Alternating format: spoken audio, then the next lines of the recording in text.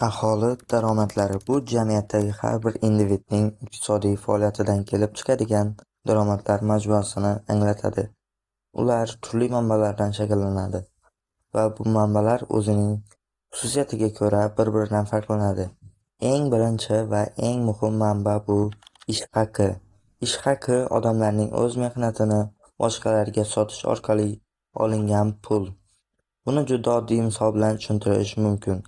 Agar siz o'qituvchi bo'lsangiz, siz o'z bilim va tajribangizni talabalar bilan bo'lishib, o'qitish orqali daromad topasiz. Shunga o'xshash, agar siz sog'liqni saqlash sohasida faoliyat yuritsangiz, masalan, doktor yoki tibbiyot xodimi bo'lsangiz, bemorlarga xizmat ko'rsatish orqali o'z ish haqingizni olasiz. Demak, ish haqi bu eng keng tarqalgan daromad manbaidir. Ammo daromadlar faqat ish haqi bilan chegaralanmaydi. Aholi daromadlarini shakllantiradigan yana bir muhim manba bu ko'chmas mulk. Ko'chmas mulkdan daromad olishning bir nechta yo'llari mavjud. Misol uchun, Toshkent kabi yirik shaharlar va ularning atrofida ko'plab odamlar o'z mulklarini ijaraga berib, passiv daromad olishadi. Passiv daromad bu siz faol ishlamagan holda oladigan daromad turidir. Misol, sizda uy bor va uyni ijaraga berasiz.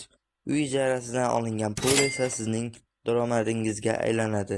Lekin buning uchun siz hech qanday qo'shimcha ish qilmasligingiz lozim. Yana bir boshqa manba bu investitsiyalar. Bu juda muhim mavzu. Chunki investitsiyalar orqali daromad olish ko'plab odamlar uchun imkoniyatlar ochadi. Aksiyalarni sotib olish, ko'chmas mulk yoki boshqa biznes investitsiyalar qilish orqali olingan daromadlar ham aholi daromadlari qatoriga kiradi. Aksiyalarni sotib olib, ularning qiymati oshganda sotish orqali daromad olish mumkin. Bunda siz asosan kompaniyalarga sarmoya kiritib, ular o'z faoliyatlarini rivojlantirgan sari daromad ko'rasiz. Masalan, bir necha yil avval siz Google yoki Apple kompaniyasining aksiyalarini sotib olgan bo'lsangiz, bugungi kunda ularning qiymati oshgan bo'lishi mumkin. Shuningdek, siz aksiyalarni sotish orqali katta daromad olgan bo'lar edingiz. Investitsiyalar o'zining turli shakllari bilan har bir odamga daromad olish imkonini yaratadi. Masalan, siz startaplarga sarmoya kiritib, ularning muvaffaqiyatli bo'lishini kutishingiz mumkin. Bu kabi daromadlar o'zgaruvchan va ba'zan yuqori daromadlarni taqdim etsa-da, ular bilan bog'liq risklar ham mavjud. Biroq uzun muddatli investitsiyalar ko'p hollarda daromadli bo'lishi mumkin. Ayniqsa, agar siz biznes yoki aksiyalar bozorida tajribaga ega bo'lsangiz. Yana bir muhim daromad manbai dividendlardir. Dividendlar bu kompaniya tomonidan o'z aksiyadorlariga to'lanadigan daromaddir. Misol uchun, agar siz biror kompaniyaning aksiyalarini sotib olgan bo'lsangiz va bu kompaniya foyda ko'rsa, u sizga o'z daromadidan ma'lum bir miqdorda pul to'laydi. Bu shuningdek passiv daromad turiga kiradi. Chunki siz aksiyalarni sotib olganingizdan so'ng sizga dividendlar to'lanadi va bunga qo'shimcha ish qilishingiz shart emas.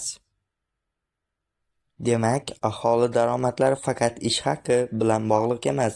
Ular ko'plab manbalardan kelib chiqadi. Ko'chmas mulkdan daromad olish, investitsiya qilish, dividendlardan foydalanish va boshqa passiv daromad manbalaridan foydalanish ham o'ziga xos va muhim imkoniyatlar yaratadi. Bu manbalar nafaqat individual daromadni oshiradi, balki iqtisodiyotning yanada rivojlanishiga hissa qo'shadi. Har bir inson o'zining daromad manbalarini va sarmoya qo'llash imkoniyatlarini yaxshi tahlil qilgan holda o'z turmush darajasini yanada yaxshilash imkoni mavjud.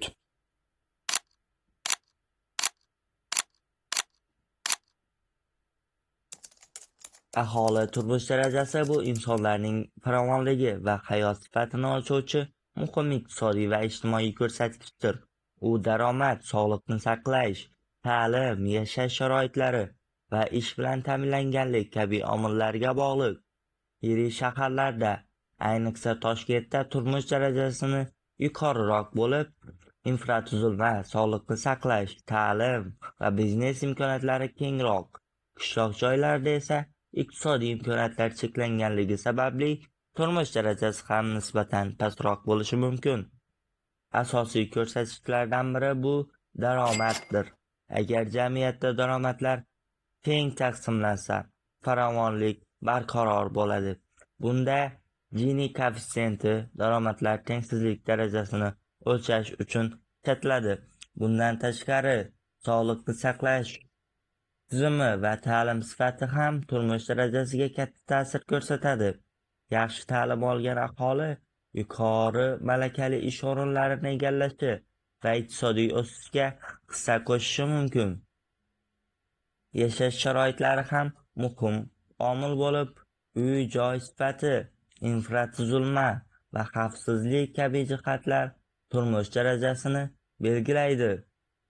Taqlib aytganda, aholining farovonligini oshirish uchun davlat ta'lim, sog'liqni saqlash va infratuzilma rivojlantirishga e'tibor qaratishi lozim.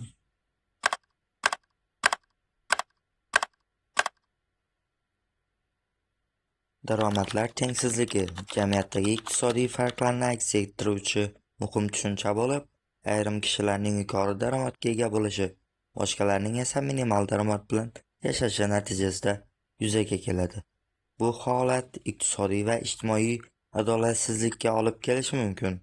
Tengsizlik darajasi o'lchashning eng mashhur usuli bu Gini koeffitsiyenti bo'lib, u 0 dan 1 gacha bo'lgan qiymatlarga ega. Agar koeffitsiyent 0 bo'lsa, daromadlar teng taqsimlangan. 1 ga yaqin bo'lsa, daromadlar faqat oz sonli kishilarga jamlangan bo'ladi. Ba'zi mamlakatlarda, masalan Braziliyada daromadlar tengsizligi yuqori bo'lib, shahar va qishloq aholisining iqtisodiy farqlari sezilarli. O'zbekistonda ham Toshkent va yirik shaharlar aholisi qishloqlarga qaraganda yuqori daromadga ega.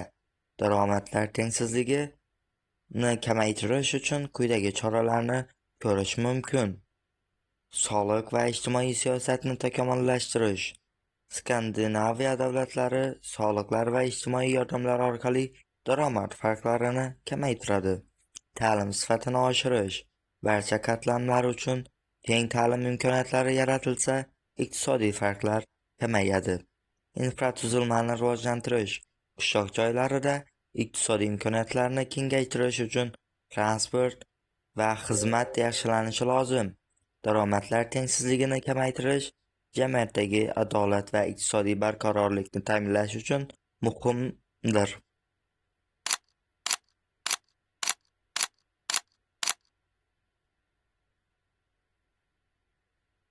Ijtimoiy himoya tizimi bu davlat tomonidan kambag'al va ehtiyojmand guruhlarga yordam ko'rsatish uchun ishlab chiqilgan tizim bo'lib, uning asosiy maqsadi jamiyatda ijtimoiy adolatni ta'minlashdan iborat. Ijtimoiy himoya fuqarolarning turmush darajasini yaxshilash, kambag'allikni kamaytirish va iqtisodiy tengsizlikni bartaraf etishga xizmat qiladi. Ijtimoiy himoyaning asosiy shakllari: pensiya tizimi. Pensiya tizimi mehnatga layoqatli bo'lmagan keksalar va nogironlar uchun moddiy yordamni ta'minlaydi. O'zbekistonda pensiya tizimi orqali fuqaro yoshga doir pensiyalar, nogironlik va boquvchisini yo'qotganlik bo'yicha nafaqa oladi. Nafaqalar tizimi. Nafaqalar ehtiyojmand oilalar, bola parvarishi bilan shug'ullanuvchi onalar va nogironligi bo'lgan shaxslarga davlat tomonidan ajratiladigan moddiy yordamdir. Bu tizim jamiyatning eng zaif qatlamlarini qo'llab-quvvatlashga qaratilgan. Sog'liqni saqlash xizmatlari. Davlat sog'liqni saqlash tizimi orqali fuqarolarga bepul va imtiyozli tibbiy xizmatlar va dori-darmonlar taqdim etadi. O'zbekistonda sog'liqni saqlash tizimi davlat tomonidan qo'llab-quvvatlanib, aholining kam ta'minlangan qatlamlari uchun imtiyozli davolanish imkoniyatlarini yaratgan. Ishsizlikka qarshi dasturlar, ishsizlik nafaqalari va qayta kasbga o'qitish dasturlari orqali davlat ishsiz fuqarolarni qo'llab-quvvatlaydi va ularning mehnat bozoriga qaytishiga yordam beradi. Rivojlangan mamlakatlardagi ijtimoiy himoya tizimi. Skandinaviya davlatlari, Shvetsiya, Kanada, Niderlandiya kabi mamlakatlarda ijtimoiy himoya tizimi keng qamrovli bo'lib, pensiyalar, sog'liqni saqlash va nafaqalar yuqori darajada ta'minlangan. Shvetsiya pensiya, sog'liqni saqlash va ta'lim tizimi kuchli rivojlangan. Kanada bepul tibbiy xizmatlar va ijtimoiy yordam dasturlariga ega davlatdir. Niderlandiya sog'liqni saqlash va ishsizlik nafaqalari bo'yicha samarali tizimga ega. O'zbekiston ijtimoiy himoya tizimini rivojlantirish yo'nalishlari. O'zbekistonda ijtimoiy himoya tizimi mavjud bo'lsa-da, uni yanada rivojlantirish va kengaytirish muhim. Pensiya va nafaqa tizimini takomillashtirish, sog'liqni saqlash tizimida xizmatlar sifatini oshirish, ishsizlikni kamaytirish bo'yicha qo'shimcha dasturlarni joriy etish. Ijtimoiy himoya tizimi jamiyatdagi adolat va iqtisodiy barqarorlikni ta'minlashda muhim rol o'ynaydi. Shu boisdan davlat siyosati aholining barcha qatlamlari uchun teng imkoniyatlarni yaratish yo'naltirilishi lozim.